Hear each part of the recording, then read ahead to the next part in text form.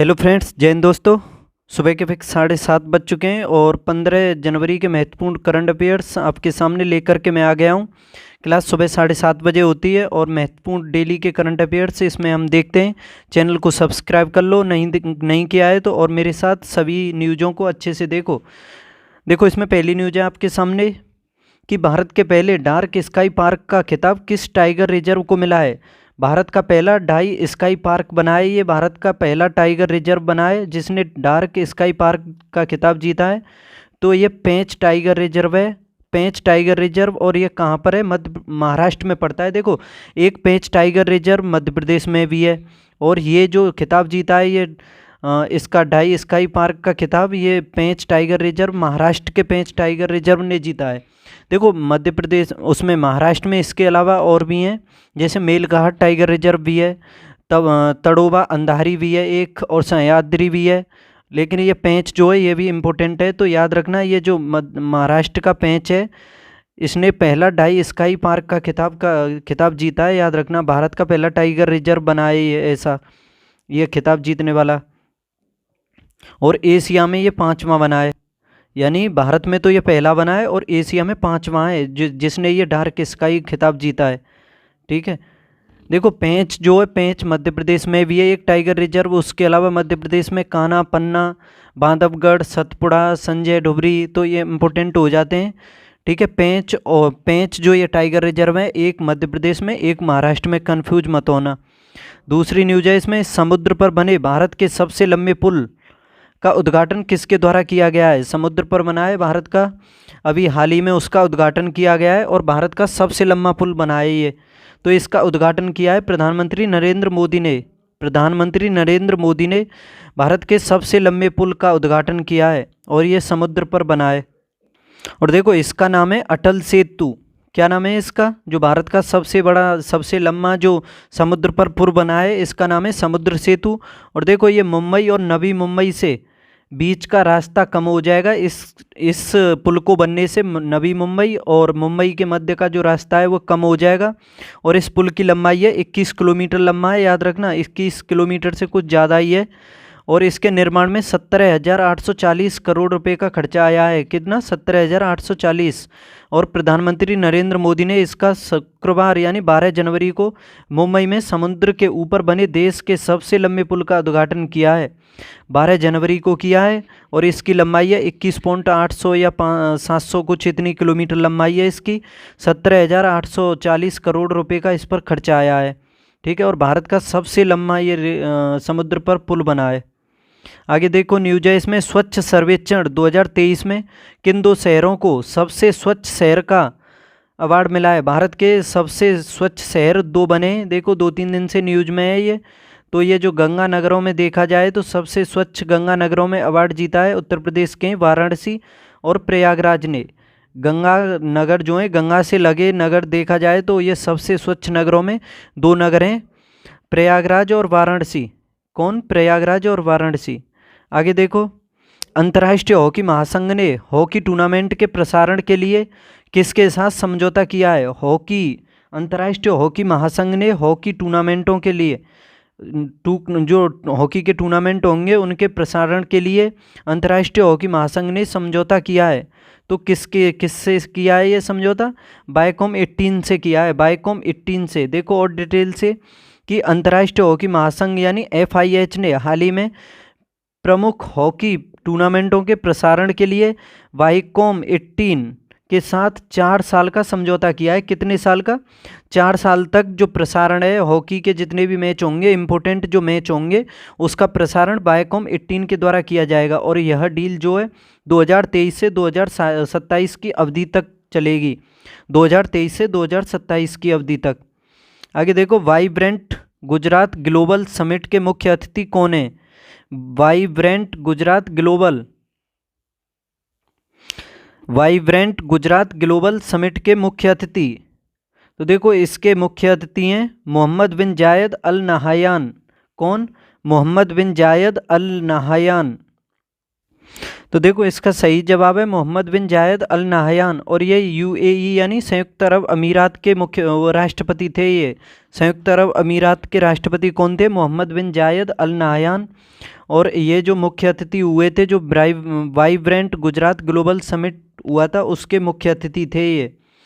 France के नए प्रधानमंत्री के रूप में किसे नामित किया गया है? देखो काफ़ी इंपॉर्टेंट न्यूज है 3-4 दिन से। तो ये गैब्रियल अटाल बने हैं, सबसे युवा प्रधानमंत्री बने हैं ये फ्रांस के। और मात्र ये जो इनकी उम्र है ना, मात्र 34 साल की उम्र में ये बन गए हैं फ्रांस के प्रधानमंत्री। और इन्होंने जो इससे पहले रिकॉर्ड था ये लॉरेंट फेबियस का था, लॉरेंट फेबियस का, जिनकी आयु थी 37 वर्ष की आयु में फ्रांस के वो प्रधानमंत्री बने थे 37 वर्ष की आयु में। आगे देखो, आईआईटी मद्रास का नया कैंपस किस देश में शुरू किया जाएगा? आईआईटी मद्रास का नया कैंपस तो ये श्रीलंका में किया जाएगा। आईआईटी मद्रास का नया कैंपस। भारतीय फिनटेक फोनपे ने हाल ही में अपने इंटरनेशनल पेमेंट बिजनेस का सीईओ किसे नियुक्त किया है? फिनटेक ने, भारतीय फिनटेक फोनपे ने अपना सीईओ तो ये बनाया रितेश पई को। किसको? रितेश पई को बनाया है फोनपे ने नया सीईओ। इस साल जुलाई में यूनेस्को की विश्व धरोहर समिति की अध्यक्षता कौन सा देश करेगा? तो देखो जुलाई में यूनेस्को की विश्व धरोहर समिति की अध्यक्षता करेगा भारत। कौन? भारत। देखो इसमें भारत इस वर्ष जुलाई में पहली बार यूनेस्को की विश्व धरोहर समिति की अध्यक्षता और मेजबानी करेगा। इसकी जानकारी यूनेस्को में भारत के प्रतिनिधि विशाल वी शर्मा, देखो भारत के प्रतिनिधि कौन है यूनेस्को में? विशाल वी शर्मा हैं, इन्होंने दी है। और यह सत्र जो है 21 से 31 जुलाई 2024 तक दिल्ली में आयोजित किया जाएगा। कब से कब तक? 21 से 31 जुलाई 2024 तक और दिल्ली में आयोजित किया जाएगा। यानी यूनेस्को की विश्व धरोहर समिति की अध्यक्षता करेगा भारत और मेजबानी भी करेगा, याद रखना। देखो इसमें गुजरात ने नए साल पर सामूहिक सूर्य नमस्कार करने का गिनीज रिकॉर्ड बनाया है, यानी विश्व रिकॉर्ड बनाया है। गुजरात ने नए साल पर सामूहिक सूर्य नमस्कार करने का 2024 को मानव संसाधन विकास और अनुशासन का वर्ष नाम दिया जाएगा। 2024 को मानव संसाधन विकास और अनुशासन का वर्ष के नाम से 2024 को जाना जाएगा। किस नाम से? 2024 को मानव संसाधन विकास और अनुशासन के वर्ष के नाम से। पुरुषों के शतरंज में डोम्माराजू गुकेश ने प्रतिष्ठित कैंडिडेट्स टूर्नामेंट में स्थान हासिल किया है। डोम्माराजू गुकेश ने। और डेविड वार्नर ने, जो ऑस्ट्रेलिया के खिलाड़ी हैं डेविड वार्नर, इन्होंने टेस्ट और ओडीआई से संन्यास ले लिया है। क्रिकेट खिलाड़ी हैं ये ऑस्ट्रेलिया के। चंदुबी महोत्सव हाल ही में किस राज्य में मनाया गया? चंदुबी महोत्सव देखो किस राज्य से संबंधित है? चंदुबी महोत्सव तो ये असम से संबंधित है। और इसके अलावा असम में बिहू भी काफ़ी फेमस है और क्लासिकल नृत्य है सत्रिया असम का। कौन सा है? सत्रिया। देखो भारत में कुल 8 क्लासिकल नृत्य हैं और सभी को घोट कर पी जाओ। जैसे भरतनाट्यम है तमिलनाडु का, भरतनाट्यम कहाँ का है? तमिलनाडु का। उसके अलावा कथक कहाँ का है? उत्तर प्रदेश का। काफ़ी इंपॉर्टेंट है कथक भी। और बिरजू महाराज भी कथक से ही संबंधित थे, याद रखना, जिनका हाल ही में निधन हो गया है थोड़े दिन पहले ही। और कथकली कहाँ का है? कथकली है केरल का। कुचिपुड़ी आंध्र प्रदेश का है। मणिपुरी मणिपुर का है। ओडिसी उड़ीसा का है। देखो मणिपुरी ये तो नाम में ही है, मणिपुर का ही है। उड़ीसा ये भी नाम में उड़ीसा के में, तो ओडिसी उड़ीसा का है। मोहिनीअट्टम केरल का है। देखो मोहिनीअट्टम और कथकली ये दोनों केरल के। और सत्रिया असम का है। कुचिपुड़ी आंध्र प्रदेश का, कथक उत्तर प्रदेश का, भरतनाट्यम तमिलनाडु का। तो सभी को याद कर लेना आप। ये चंदुबी महोत्सव है, हाल ही में मनाया गया है असम में। हाल ही में किस देश ने एक नया उपग्रह आइंस्टीन प्रोब लॉन्च किया है? आइंस्टीन प्रोब तो देखो आइंस्टीन वैज्ञानिक के नाम पर रखा है इसका नाम। आइंस्टीन प्रोब जो उपग्रह लॉन्च किया है ये चाइना ने किया है। किसने? चाइना ने। ऑप्शन ये इसका ये सही है, चीन ने। हाल ही में दक्षिण कोरिया कंपनी है सिमटेक किस राज्य में सेमीकंडक्टर संयंत्र स्थापित करेगी? देखो दक्षिण कोरिया की कंपनी है सिमटेक किस राज्य में सेमीकंडक्टर संयंत्र स्थापित करेगी? तो ये करेगी गुजरात में। कहाँ पर? गुजरात में। दक्षिण कोरिया की कंपनी सिमटेक। हाल ही में कहाँ हुंडई और IIT Madras hydrogen valley innovation hub स्थापित करेंगे? कहाँ पर हुंडई और IIT Madras hydrogen valley innovation hub स्थापित करेंगी? तो ये करेंगी तमिलनाडु में। कहाँ पर? तमिलनाडु में। हाल ही में किस केंद्रीय मंत्री ने मोदी एनर्जाइजिंग अ ग्रीन फ्यूचर नामक पुस्तक का विमोचन किया है? मोदी एनर्जाइजिंग अ ग्रीन फ्यूचर नामक पुस्तक का विमोचन तो ये किया है भूपेंद्र यादव ने। किसने? भूपेंद्र यादव ने। हाल ही में किसे संघ लोक सेवा आयोग के सदस्य के रूप में नियुक्त किया गया है? तो सीलवर्धन सिंह को नियुक्त किया गया है संघ लोक सेवा आयोग यानी यूपीएससी के सदस्य के रूप में। सीलवर्धन को यूपीएससी के नए सदस्य के रूप में नियुक्त किया गया है, याद रखना। हाल ही में 13 जनवरी को लोहड़ी का त्यौहार मनाया गया है। कब? 13 जनवरी को लोहड़ी का त्यौहार। और हाल ही में राम मंदिर में प्राण प्रतिष्ठा के अवसर पर हिंदू धर्मावलंबियों को मॉरिशस सरकार ने 2 घंटे की विशेष छुट्टी देने की घोषणा की है। किस सरकार ने 2 घंटे की छुट्टी देने की घोषणा की है? जो प्राण प्रतिष्ठा होगी राम मंदिर की अयोध्या में, तो मॉरिशस सरकार ने दी है। हाल ही में विलियम लाई ताइवान के नए राष्ट्रपति बने। कौन? विलियम लाई बने ताइवान के नए राष्ट्रपति।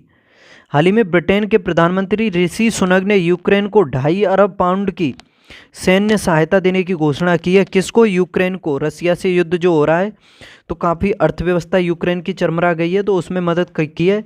ब्रिटेन के प्रधानमंत्री हैं ऋषि सुनक और उन्होंने की है कितनी? 2.5 अरब पाउंड की। हाल ही में मुंबई में जयपुर शिखर सम्मेलन 2024 आयोजित किया गया है। जयपुर शिखर सम्मेलन कहाँ आयोजित किया गया है? मुंबई में। हाल ही में उत्तरकाशी की दिवंगत पर्वतारोही सविता कंसवाल को मरणोपरांत Tenzing Norgay national adventure award से सम्मानित किया गया है। किसको? हाल ही में निधन हुआ है, उत्तरकाशी की हैं ये सविता कंसवाल। इनको मरणोपरांत Tenzing Norgay national adventure award मिला है। हाल ही में शास्त्रीय गायिका डॉक्टर प्रभा अत्रे का 91 वर्ष की आयु में निधन हुआ है। शास्त्रीय गायिका डॉक्टर प्रभा अत्रे और 91 वर्ष की आयु में निधन हुआ है।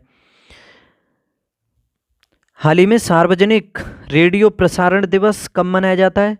तो देखो, रेडियो प्रसारण दिवस मनाया जाता है 13 जनवरी को, और 12 जनवरी को राष्ट्रीय युवा दिवस मनाया जाता है। 13 जनवरी को मनाया जाता है रेडियो प्रसारण दिवस, सार्वजनिक रेडियो प्रसारण दिवस। हाल ही में सबसे लंबी सोलर लाइट लाइन स्थापना का विश्व रिकॉर्ड कहाँ बना है? सोलर लाइट लाइन स्थापना का विश्व रिकॉर्ड कहाँ पर बना है? तो ये बना है कहाँ पर? अयोध्या में। कहाँ? अयोध्या में। हाल ही में हुंडई और मद्रास कहाँ पर हाइड्रोजन इनोवेशन वैली रिपीटेड है? तो ये तमिलनाडु में। हाल ही में दक्षिण कोरियाई कंपनी सिमस्टेक किस राज्य में? तो ये भी रिपीटेड है। कहाँ पर? गुजरात में। सेमीकंडक्टर के उसको स्थापित करेगी संयंत्र को। पंजाब के मुख्यमंत्री भगवंत मान ने संगरूर में 14 नई लाइब्रेरियों का उद्घाटन किया है। भगवंत मान कहाँ के मुख्यमंत्री हैं? आम आदमी पार्टी के ये वही मुख्यमंत्री, याद रखना। और पंजाब में बने हैं ये। और संगरूर में 14 नई लाइब्रेरियों का उद्घाटन किया है इन्होंने। हाल ही में नई दिल्ली में नमो नव मतदाता पंजीकरण पोर्टल का शुभारंभ किया गया है। कहाँ? दिल्ली में किया गया है। नमो नव मतदाता पंजीकरण पोर्टल का शुभारंभ कहाँ किया गया है? नई दिल्ली में। हाल ही में उड़ीसा के मुख्यमंत्री नवीन पटनायक ने मलकानगिरी में नए एयरपोर्ट का उद्घाटन किया है। तो देखो, मुख्यमंत्री आपको ये भी पता चल गया कि उड़ीसा के मुख्यमंत्री कौन है? तो नवीन पटनायक हैं। उनके द्वारा मलकानगिरी में नए एयरपोर्ट का उद्घाटन किया गया है। कहाँ पर? मलकानगिरी में। देखो, क्वेश्चन अच्छे लग रहे हो तो चैनल को सब्सक्राइब कर लो, अगर नहीं किया है तो अपने दोस्तों के बीच लाइक शेयर भी करते रहो, जिससे मेरा भी मनोबल बढ़ता रहे और आपके दोस्तों को भी अच्छे से अच्छा कंटेंट मिलता रहे। ठीक है, तो इम्पोर्टेंट क्वेश्चन है ये, सभी आपके एग्जाम में काम ही आएंगे। तो देखो, हाल ही में रियर एडमिरल उपल कुंडू दक्षिणी नौसेना कमान के चीफ ऑफ स्टाफ बने। रियर एडमिरल उपल कुंडू दक्षिणी नौसेना कमान के चीफ ऑफ स्टाफ बने। हाल ही में दीपा भंडारे ने हाल ही में दीपा भंडारे चीनी उद्योग में सर्वश्रेष्ठ पर्यावरण अधिकारी का पुरस्कार जीतने वाली पहली महिला बनी है। दीपा भंडारे चीनी उद्योग में सर्वश्रेष्ठ पर्यावरण अधिकारी का पुरस्कार जीतने वाली पहली महिला बनी है भारत की। हाल ही में रिंदम सांगवान ने एशियाई शूटिंग चैंपियनशिप में महिलाओं की 25 मीटर पिस्टल स्पर्धा में कांस्य पदक जीता है। किसने जीता है? रिंदम सांगवान ने एशियाई शूटिंग चैंपियनशिप में महिलाओं की 25 मीटर पिस्टल स्पर्धा में कांस्य पदक। हाल ही में कर्नाटक के मुख्यमंत्री सिद्धारमैया, देखो फिर से एक और मुख्यमंत्री पता चल गया आपको। भगवंत मान पंजाब के थे, बताए थे मैंने। ओडिशा के बताए थे नवीन पटनायक, और कर्नाटक के ये हैं सिद्धारमैया। इन्होंने स्नातक की डिग्री लेने वाले या फिर डिप्लोमाधारी बेरोजगार युवाओं के लिए युवा निधि योजना शुरू की है। यानी सिद्धारमैया जो कर्नाटक के मुख्यमंत्री हैं, इनके द्वारा स्नातक की डिग्री लेने वाले या फिर डिप्लोमाधारियों को बेरोजगार युवा जो या तो स्नातक की डिग्री है उनके पास या फिर डिप्लोमा की है और वो बेरोजगार डोल रहे हैं, तो उनके लिए युवा निधि योजना शुरू की है कर्नाटक के मुख्यमंत्री सिद्धारमैया ने। हाल ही में CREA की रिपोर्ट के मुताबिक 2023 में मेघालय का बन्नीहाट भारत का सबसे प्रदूषित शहर बना है। देखो CREA की रिपोर्ट आई है और इसके अनुसार देखा जाए तो 2023 में मेघालय का है बन्नीहाट, ये शहर जो है भारत का सबसे प्रदूषित शहर बना है। कौन सा? देखो भारत में देखा जाए तो ओवरऑल भारत में देखा जाए तो इंदौर और सूरत संयुक्त रूप से स्वच्छ शहर हैं, और ये CREA की रिपोर्ट है आपके सामने। इसमें बन्नीहाट मेघालय का शहर है और सबसे प्रदूषित है। हाल ही में किस देश से रियल टाइम प्रेषण के लिए प्रमुख UPI ऐप सक्षम हुए हैं? यानी किस देश से रियल टाइम प्रेषण के लिए प्रमुख UPI ऐप सक्षम हुए हैं? तो ये कहाँ से हुए हैं? सिंगापुर से। हाल ही में किसने मोदी एनर्जाइजिंग, ये भी रिपीटेड क्वेश्चन है, विमोचन किया है? तो ये भूपेंद्र यादव ने। हाल ही में GRSE ने किस राज्य की पहली अगली पीढ़ी की इलेक्ट्रिक फेरी का अनावरण किया है? हाल ही में GRSE ने किस राज्य की पहली अगली पीढ़ी की इलेक्ट्रिक फेरी का अनावरण किया है? तो ये किया है पश्चिम बंगाल ने। यानी पश्चिम बंगाल की GRSE ने पहली अगली पीढ़ी की इलेक्ट्रिक फेरी का अनावरण किया है। हाल ही में किस देश में आपातकाल की घोषणा की गई है? आपातकाल की, तो ये पापुआ न्यू गिनी में की गई है। कहाँ पर? पापुआ न्यू गिनी में। हाल ही में भारत और जापान के तटरक्षक बल ने कहाँ संयुक्त अभ्यास किया है? भारत और जापान के तटरक्षकों ने संयुक्त रूप से अभ्यास किया है, तो ये चेन्नई में किया है। देखो धर्म गार्जियन भी होता है। देखो भारत और जापान के मध्य जो इम्पोर्टेंट युद्ध अभ्यास होता है वो धर्म गार्जियन होता है, ठीक है, थल सेना का युद्ध अभ्यास है। इसके अलावा एक और होता है जैसे समुद्री साझेदारी अभ्यास भी होता है, वो भारत और जापान के मध्य ही होता है और वो नौसेना का है। देखो धर्म गार्जियन तो ये थल सेना का है, और जो ये समुद्री साझेदारी अभ्यास है, समुद्री साझेदारी से ही समझ लो, ये थल सेना का है। काफ़ी इम्पोर्टेंट युद्ध अभ्यास है। इसके अलावा जिमेक्स युद्ध अभ्यास भी होता है भारत और जापान के मध्य ही, ये भी नौसेना का है। इसके अलावा और भी बता दूं कि जैसे काजिंद अभ्यास है वो भारत और कजाकिस्तान के मध्य होता है, वो भी काफ़ी इम्पोर्टेंट है। सूर्य किरण होता है भारत और जापान के मध्य। देखो फ्रांस के मध्य और भारत के मध्य भी युद्ध अभ्यास होते हैं, वो भी पूछे जाते हैं। जैसे वरुण होता है भारत और फ्रांस के मध्य, उसके अलावा गरुड़ भी भारत और फ्रांस के मध्य होता है। देखो गरुड़ शक्ति, अगर गरुड़ में शक्ति लग जाए तो इंडोनेशिया के, वरुण शक्ति भी इंडोनेशिया से होता है भारत का। मालाबार युद्ध अभ्यास जो होता है वो क्वाड के जो देश हैं 4, इंडिया, जापान, ऑस्ट्रेलिया और भारत, ये चारों देशों का मालाबार युद्ध अभ्यास है।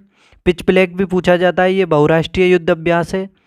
और क्या बताऊं, उदार शक्ति भी पूछा जाता है, भारत और मलेशिया के बीच है, काफ़ी इंपॉर्टेंट है।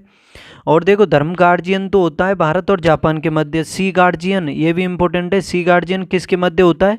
चीन और पाकिस्तान के मध्य होता है। और संप्रीति भारत और बांग्लादेश के मध्य होता है। देखो संप्रीति से कैसे याद कर सकते हो कि भारत के प्रधानमंत्री नरेंद्र मोदी की शेख हसीना जो प्रधानमंत्री हैं बांग्लादेश के, उनसे काफ़ी यानी प्रीति है, संप्रीति है दोनों के मध्य, तो इस वजह से समझ सकते हो। कोबरा युद्ध अभ्यास भी पूछा जाता है, ये भी बहुराष्ट्रीय अभ्यास है, ठीक है। तो तकरीब, और देखो बंगो सागर भी पूछा जाता है, भारत और बांग्लादेश के मध्य ही होता है। खंजर भारत और किर्गिस्तान के, ठीक है। तो इन सभी को याद कर लेना, 20-25 युद्ध अभ्यास हैं, यहीं से आएगा क्वेश्चन, बस 20-25 में से ही मिल जाएगा। आगे देखो, हाल ही में किसे बेंगलोर मेट्रो के प्रबंध निदेशक के रूप में नियुक्त किया गया है? हाल ही में किसे बेंगलोर मेट्रो का प्रबंध निदेशक, तो ये बनाया गया है महेश्वर राव को, महेश्वर राव को बेंगलोर मेट्रो का प्रबंध निदेशक। हाल ही में चीनी उद्योग में सर्वश्रेष्ठ पर्यावरण अधिकारी का पुरस्कार जीतने वाली पहली महिला कौन बनी है चीनी उद्योग में? तो ये जीता है दीपा भंडारे ने, पहले ही बता दिया। हाल ही में किस राज्य के मुख्यमंत्री ने मलकानगिरी हवाई अड्डे का उद्घाटन किया है? मलकानगिरी हवाई अड्डे का, तो देखो ये भी रिपीटेड है, ये उड़ीसा में किया गया है मलकानगिरी। और ये भी हो गया, यूपीएससी के सदस्य बनाए गए हैं कौन? शीलवर्धन सिंह। हाल ही में डीआरडीओ ने नई पीढ़ी की आकाश मिसाइल का सफल परीक्षण किया है, आकाश मिसाइल का, तो ये ओडिशा में किया है। कहाँ पर? ओडिशा में। हाल ही में किस देश ने एक नया उपग्रह आइंस्टीन, तो ये चीन ने ही किया है, रिपीटेड है। हाल ही में जारी हेनले पासपोर्ट इंडेक्स 2024 के अनुसार भारतीय कितने देश में बिना वीज़ा के घूम सकते हैं? तो देखो सबसे शक्तिशाली तो देखा जाए तो ये पासपोर्ट जो है सिंगापुर का है, दूसरे नंबर पर जापान का है, ठीक है। तो देखो ये रिपोर्ट, पासपोर्ट की जो रिपोर्ट है, ये किसके द्वारा जारी की जाती है? हेनले पासपोर्ट इंडेक्स जो जारी किया जाता है, ये हेनले पासपोर्ट इंडेक्स के द्वारा जारी किया जाता है, ये पासपोर्ट रिपोर्ट जो है, ठीक है। और इसके अनुसार भारत का जो पासपोर्ट है वो कितना शक्तिशाली है, इसके द्वारा भारत 62 देशों में यात्रा फ्री कर सकता है बिना वीज़ा के, यानी भारत का कोई भी सदस्य 62 देशों में बिना वीज़ा के यात्रा फ्री कर सकता है, यानी यात्रा फ्री तो नहीं, यात्रा कर सकता है बिना वीज़ा के। हाल ही में यूथ कोलैब 6ठा संस्करण कहाँ लॉन्च किया गया है? और देखो इससे पहले क्वेश्चन में देख लो कि जैसे ये भारत 62 देशों में तो यात्रा बिना वीज़ा के कर सकता है भारत का जो यात्री यानी जो नागरिक होगा, लेकिन इसमें पूछी जा सकती है कि भारत की रैंक कौन सी आई है, तो भारत की इसमें 80वीं रैंक आई है, कौन सी? 80वीं। और इससे पहले कौन सी थी? 85वीं थी। तो कह सकते हो 5 स्थान का इसमें सुधार हुआ है भारत में, ठीक है। सिंगापुर का विश्व में सबसे शक्तिशाली पासपोर्ट है। ये देखो हाल ही में यूथ कोलैब 6ठा संस्करण कहाँ लॉन्च किया गया है? यूथ कोलैब का 6ठा संस्करण तो ये लॉन्च किया गया है कहाँ पर? नई दिल्ली में, यूथ कोलैब का 6ठा संस्करण। आगे देखो, हाल ही में 9वें एशियाई शीतकालीन खेलों के 2 बाघ शुभंकरों के नाम क्या हैं? जो 9वें एशियाई खेल यानी शीतकालीन खेल हैं, उसके 2 बाघ शुभंकरों के नाम पूछे हैं, तो ये नाम क्या है? बिनबिन और निनी, बिनबिन और निनी नाम रखा गया है। एशियाई खेल जो होने वाले हैं 9वें एशियाई खेल शीतकालीन, उनके 2 बाघ शुभंकरों के नाम क्या हैं? बिनबिन और निनी। हाल ही में inspirations for graphic design from India पुस्तक के लेखक कौन है? Inspirations for graphic design from India पुस्तक के लेखक, तो ये कौन है?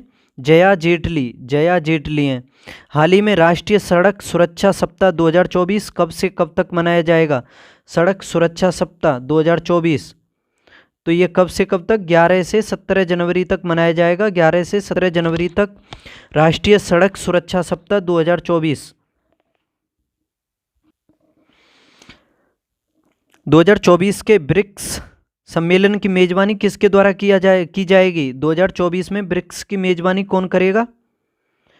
तो याद रखना ये करेगा रूस। कौन? रूस के द्वारा की जाएगी ये ब्रिक्स 2024 की मेजबानी। पहले दक्षिण अफ्रीका करने वाला था, लेकिन अब ये दक्षिण अफ्रीका नहीं कर रहा है, तो अब कौन करेगा ब्रिक्स की मेजबानी? रूस के द्वारा की जाएगी। नहीं, ब्राजील करने वाला था वो। हाल ही में किसे यूरोपीय निवेश बैंक की पहली महिला अध्यक्ष की नियुक्ति किया? यानी हाल ही में किसे यूरोपीय निवेश बैंक की पहली महिला अध्यक्ष के रूप में नियुक्त किया गया है? यूरोपीय निवेश बैंक की पहली महिला अध्यक्ष, तो ये बनी है कौन? नदिया कैल्विनो बनी है। हाल ही में किसे किर्गिस्तान ने अपना राष्ट्रीय प्रतीक चुना है? यानी किसे किर्गिस्तान ने अपना राष्ट्रीय प्रतीक चुना है? तो ये चुना है हिमतेंदुआ को। हिमतेंदुआ को अपना राष्ट्रीय प्रतीक चिन्ह बनाया है किसने? किर्गिस्तान ने।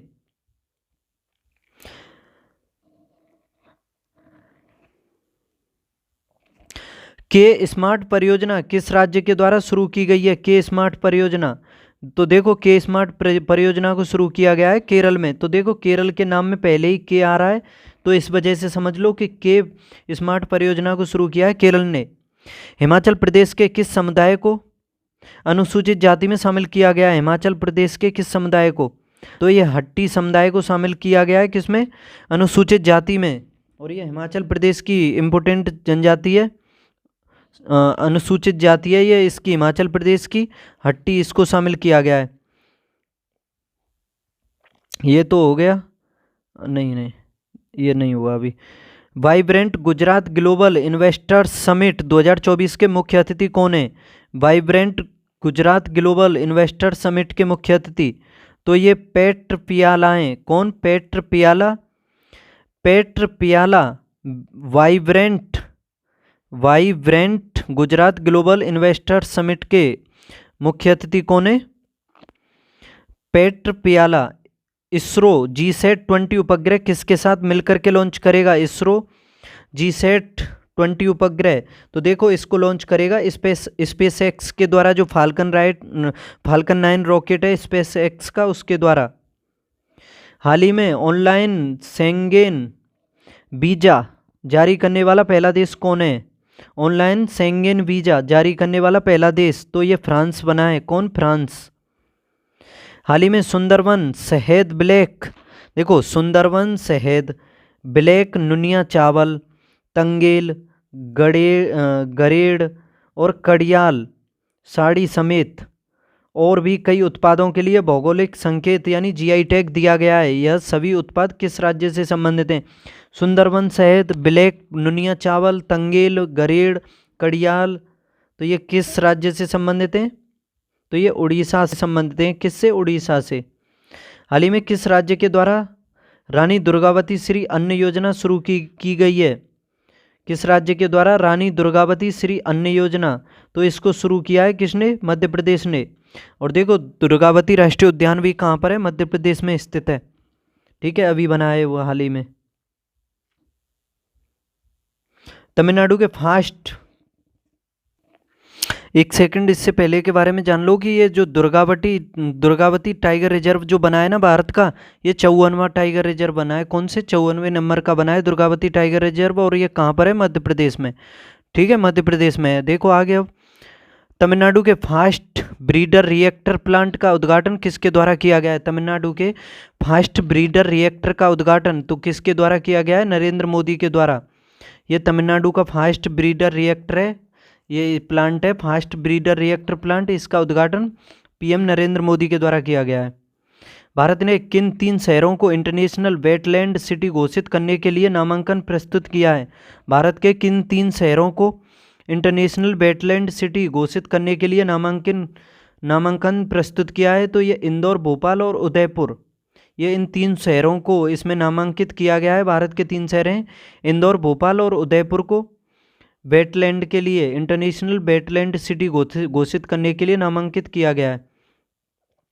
हाल ही में माउंट लेवोतोबी एवं लकी ज्वालामुखी में विस्फोट हुआ है। ये दोनों किस देश में है? देखो माउंट लेवोतोबी और लकी ज्वालामुखी, इनमें दोनों में विस्फोट हुआ है। तो ये कहाँ है और किस देश में पड़ती हैं? ये इंडोनेशिया की ज्वालामुखी हैं। किसकी? इंडोनेशिया में है ये दोनों ज्वालामुखी, माउंट लेवोतोबी ज्वालामुखी और लकी ज्वालामुखी। कहाँ पर? इंडोनेशिया में, लकी। हाल ही में कहाँ आई श्री सोनल माँ के शताब्दी जयंती समारोह को PM मोदी ने आभासी रूप से संबोधित किया है? हाल ही में कहाँ पर आई श्री सोनल माँ के शताब्दी जयंती समारोह को PM मोदी ने आभासी रूप से संबोधित किया है? तो कहाँ पर किया है? ये गुजरात में किया है। कहाँ पर? गुजरात में। आई श्री सोनल माँ के जन्म शताब्दी समारोह को PM मोदी ने गुजरात में आभासी रूप से संबोधित किया है और कहा कि सोनल माँ का पूरा जीवन जन कल्याण के लिए समर्पित था। देखो गुजरात के राज्यपाल कौन है? आचार्य देवव्रत हैं। गुजरात की भाषा गुजराती है। गुजरात की स्थापना किसने की थी? तो सूबेदार जफर खान ने की थी। किसने? जफर खान ने। और भूपेंद्र पटेल वहाँ के वो हैं, क्या बोलते हैं, मुख्यमंत्री। हाल ही में असम स्थित कछार हिल्स स्वायत्त परिषद का चुनाव किसने जीता है? असम में स्थित है कछार हिल्स। कछार हिल्स, इसमें स्वायत्त परिषद का चुनाव किसने जीता है? तो ये जीता है बीजेपी पार्टी ने। कछार हिल्स में जो स्वायत्त परिषद का जो चुनाव हुआ है असम में, उसमें बीजेपी ने चुनाव जीता है। हाल ही में मोदी, ये भी रिपीटेड है, ग्रीन फ्यूचर नामक, ये भूपेंद्र यादव के द्वारा इसका विमोचन किया गया है।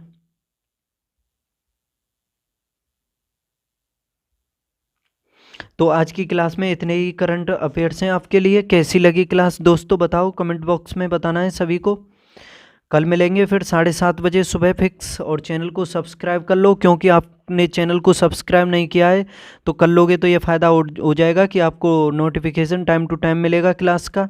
और अपने दोस्तों के बीच भी शेयर कर दो। देखो दिन रोज़ में कंटेंट में आपके लिए सुधार ही करता रहूँगा, और इसी तरह से अच्छे न्यूज, अच्छे से अच्छे स्टैटिक जीके के क्वेश्चन आपके लिए लाता रहूँगा। और कम समय लूँगा आपका, कम से कम समय में ज़्यादा से ज़्यादा कंटेंट प्रोवाइड करने की अपनी तरफ से पूरी कोशिश करूँगा जितनी मुझसे होगी। ठीक है, तो अब चैनल को सब्सक्राइब कर लिया है तो अच्छी बात है, और लाइक शेयर कर दो वीडियो को। तो अब कल मिलते हैं सुबह 7:30 बजे। बाय।